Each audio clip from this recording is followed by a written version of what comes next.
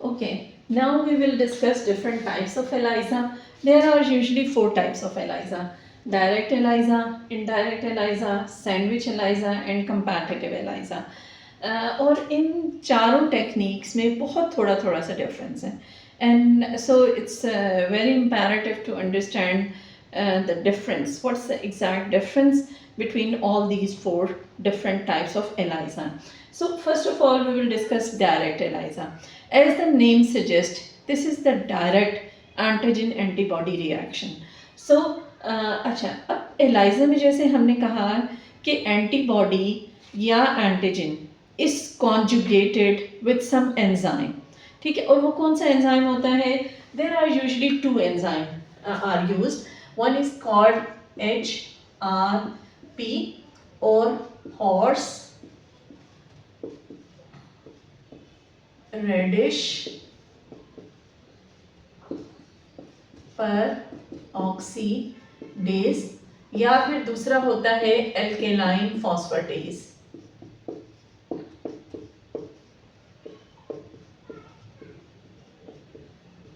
ठीक है, these are the two enzymes that are usually used in ELISA.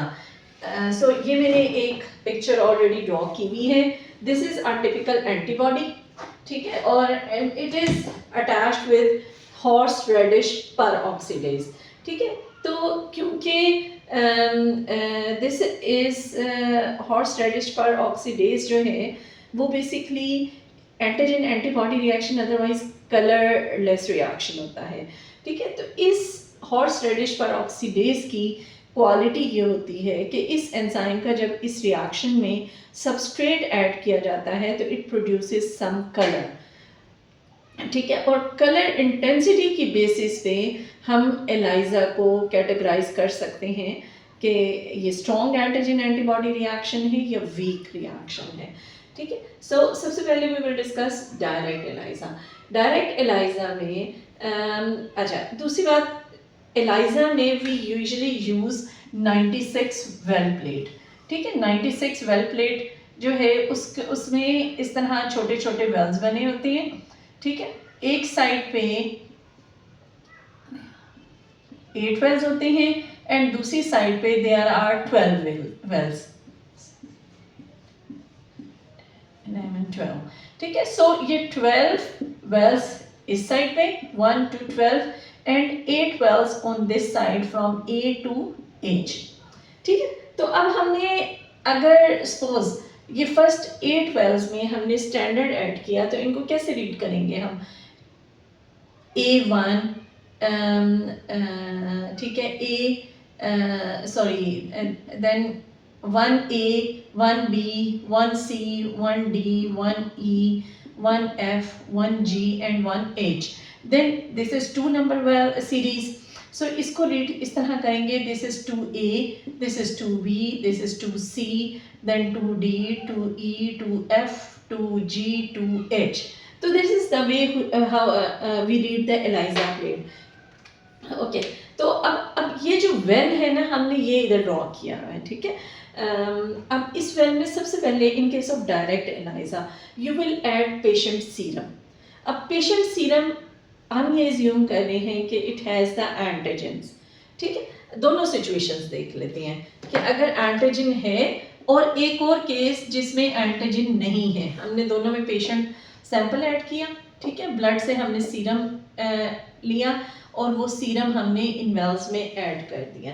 इस case में हमारे पास एंटीजन थी, पर्टिकुलर एंटीजन थी, और इस केस में पर्टिकुलर एंटीजन नहीं है. Now we will add this antibody, enzyme linked antibody. ठीक है, तो अब क्या होगा कि एंजाइम लिंक्ड एंटीबॉडी विल, अगर तो एंटीजन इधर बाइंड हुआ हुआ होगा तो क्योंकि एंटीजन और antibody reaction is a lock and की मैकेनिज्म. ठीक है, अगर उसकी कॉम्प्लीमेंट एंटीजन होगा तो ये एंटीबॉडी इस एंटीजन से बाइंड करेगी, वरना नहीं बाइंड करेगी. ठीक है, तो ये हमारी हमने ऐड कर दी antibody which is labelled with enzyme. ठीक है, इस केस में भी क्योंकि हमने पेशेंट सीरम में हमारे पर्टिकुलर एंटीजन नहीं थी, so nothing will attach. And when we will add antibody, horseradish peroxidase antibody, ठीक है। तो अब क्योंकि इसका कॉम्प्लीमेंट एंटीजन नहीं है, तो इसके बाद जब सब्सिक्वेंट हम वॉशिंग का स्टेप करेंगे, जब हम इस कॉम्प्लेक्स को वॉशिंग के स्टेप पे लेके जाएंगे, तो अब ये क्योंकि कॉम्प्लेक्स अटैच है on the surface of this well, तो इट विल स्टे देयर, लेकिन ये क्योंकि लूजली बाइंड है, there is no attachment to the surface, it will wash it out. ठीक है, ये पानी के साथ बाहर निकल जाएंगे and nothing, there is nothing in the well. अब नेक्स्ट स्टेप में वॉशिंग के बाद हम क्या करेंगे, we will add enzyme substrate. अब एंजाइम सबस्ट्रेट जो है उस इसकी क्या प्रॉपर्टी होती है कि enzyme has the capability to convert this substrate into any coloured compound. तो अब इस रिएक्शन में क्योंकि antibody horseradish peroxidase conjugated antibody is attached to antigen, तो इसमें जब हम सबस्ट्रेट ऐड करेंगे तो it will give some coloured reaction, it will produce colour. ठीक है, जबकि इस केस में क्योंकि देयर वाज नो एंटीजन, तो horse reddish peroxidase coated antibody जो होगी it will wash out and there is nothing in the well. So when we will add substrate in this well, तो no colour will produce.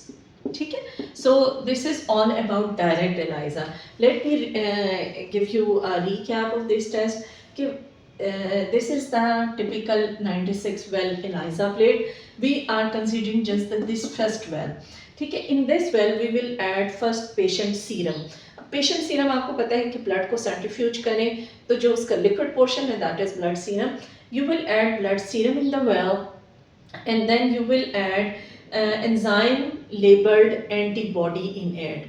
अगर तो वो उसकी enzyme linked antibody complement होगी antigen थी, तो it will bind to the antibody will bind to the antigen, and then subsequently when we will add substrate तो it will give some color।